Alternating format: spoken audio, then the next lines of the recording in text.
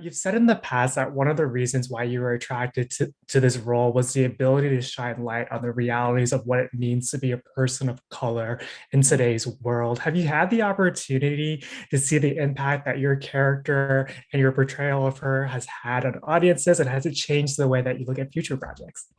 Um, yeah, I mean, I've definitely seen the reaction to Marianne, even after season three, and I was so wonderfully delighted, like by the way that people started championing her, and yeah, like and being able to resonate and connect with her in such profound ways. It really meant a lot to me.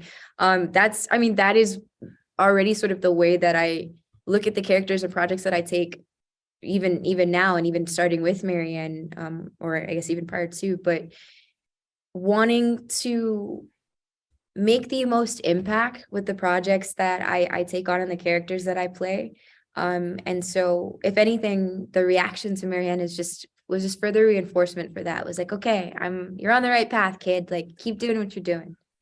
Yeah. Yeah, you definitely are. You played such a big role in shaping who she is. How have you continued to take agency over her journey as we've headed into season four?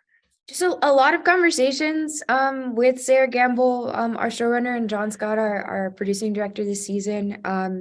And again, just wanting to stay true to experience and stay true to. I'm trying to like figure out how to say this without like getting into spoilers.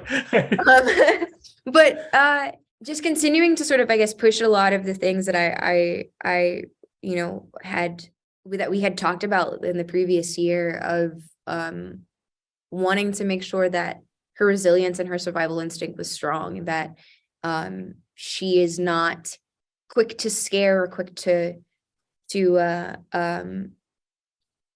sort of lie down or be a victim, you know.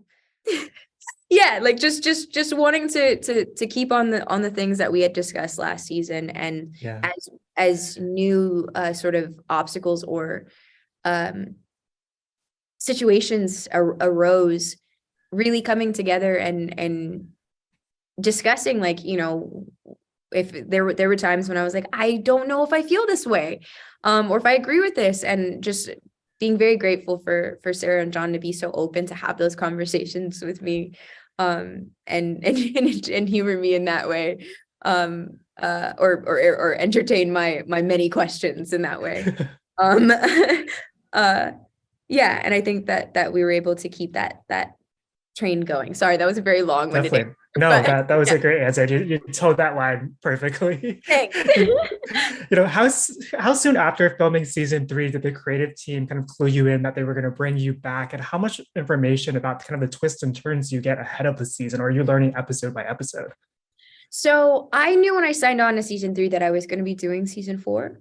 Um, but I did not know they hadn't, you know, divulged any details of what the story was going to be for season four until about 2 months before we started filming season four. So yeah, no, me and Sarah had discussed last season or the season three when I stepped on. She's like, do you want to know everything, or do you want to like get it as it comes? I was like, no, I want to get it as it comes. I want to be surprised.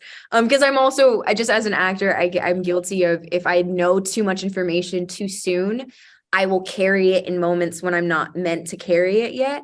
Yeah. So I was like, and just like, because I'm also like, you know, a fan of the show, like I want to be like surprised when I go and read the scripts.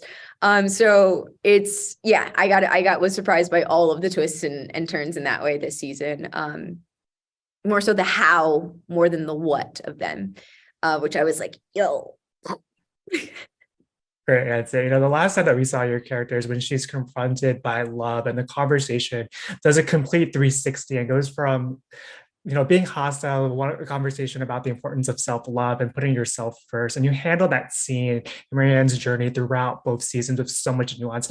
As an actress, how did you create this space for yourself to dive into, those moments and her arc?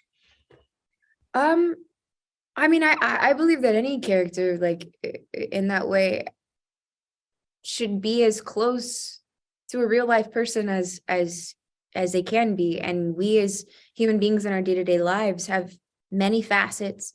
Many have a very wide emotional spectrum.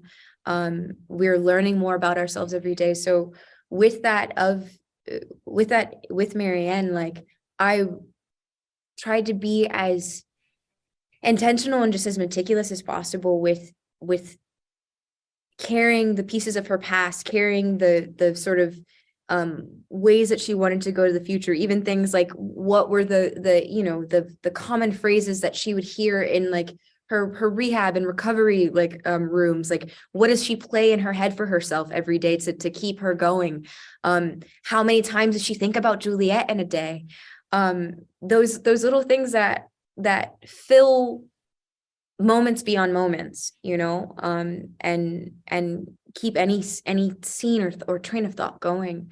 Because I don't believe that anything is said or done just for the sake of it. There's usually an intention behind something. The depth of that intention is varied, but everything is for purpose. So I just wanted Marianne to, one, be a character that people could connect to. And in order to do that, I had to make her as real and as layered and nuanced as possible. Yeah. Yeah, you definitely accomplished that and beautifully said. Throughout your career, you've played so many strong female characters. Who were the women in your own life who shaped the storyteller that you are today?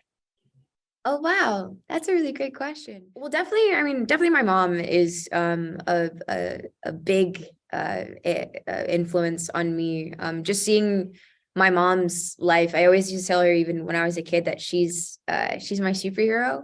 The closest thing that I know of a superhero in my life.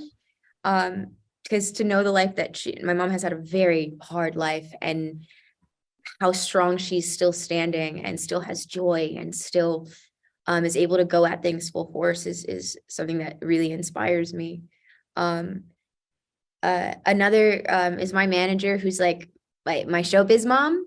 Um, and she too, like, is somebody that I'm like, I'm gonna be like you when I grow up, D. Like she's got so much energy, and like, for a long life and a long career that she's got so much energy and so much youth, so much, like, she reminds me to always look at the most beautiful things in life and to enjoy every moment of it, good, bad, and indifferent, so that you never look back on life with regret, and to always work hard.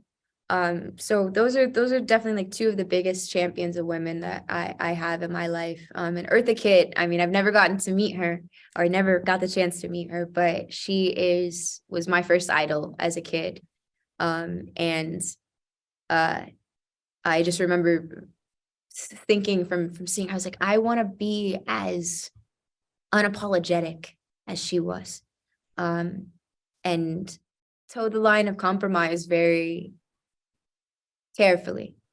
Um, yeah, uh, yeah, yeah. Those are a few of my champions.